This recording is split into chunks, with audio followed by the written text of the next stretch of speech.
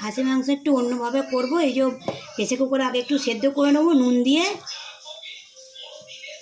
নুন আর এই আদা আর রসুন পেস্ট আছে এইটা দিয়ে একটু সেদ্ধ করে নেব।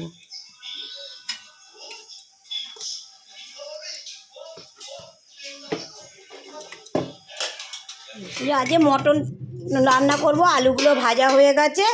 এবার কড়াই তেল দিয়ে দিয়েছি, তেলের মধ্যে একটু জিরে আর লঙ্কা ফোড়ন দেবো, শুকনো লঙ্কা, জিরে আর একটু শুকনো লঙ্কা ফোড়ন দিলাম।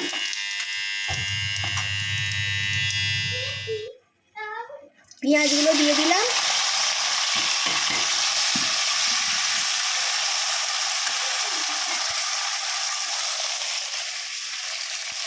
পেঁয়াজ টমেটো ক্যাপসিকাম সব দিয়ে দিলাম।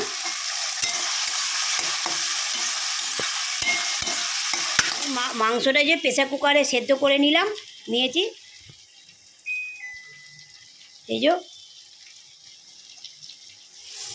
পেঁয়াজ আর টমেটো ক্যাপসিকাম ভাজা হয়ে গেছে। এবার এই মশলাটা দিয়ে দেবো, আদা রসুন পেঁয়াজের পেস্ট, কিছু গুঁড়ো মশলা দেবো, কিছু গুঁড়ো মশলা দিয়ে দেবো। আগে একটু নুন দিয়ে দিলাম, তারপরে লঙ্কা গুঁড়ো আর হলুদ গুঁড়ো আর জিরে গুঁড়ো অল্প দিয়েছি, আর কাশ্মীরি রেড পাউডার দেবো, কাশ্মীরি লঙ্কা গুঁড়ো দেবো।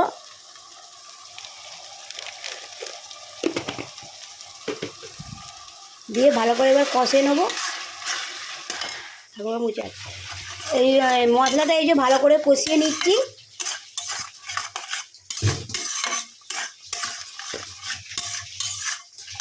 একটু ঢাকা দিয়ে দেবো। এই যে মশলা ভালো করে কষে গেছে, এবার সেদ্ধ এই মাংসটা দিয়ে দেবো, দিয়ে মাংসটার সঙ্গে ভালো করে কষে নেব। এই যে মাংস দিয়ে দিয়েছি, এবার মশলার সঙ্গে মাংসটা ভালো করে কষে নেব। জোর কমিয়ে কমিয়ে মাংসটা মশলার সঙ্গে কষবো। এই যে মিশিয়ে দিলাম, এবার ঢাকা দিয়ে দেবো।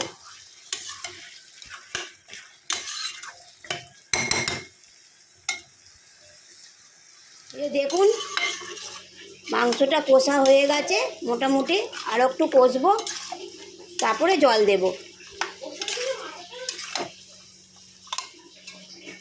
এবার এই মাংসের মধ্যে আলুগুলো দিয়ে দেবো, দিয়ে আবার কষবো।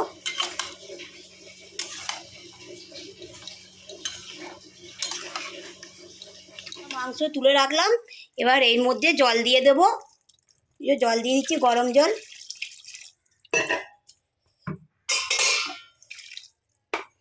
জল দিয়ে দিলাম, জল দিয়ে এবার ফুটতে দেবো, ফুটে গেলেই নামিয়ে নেবো।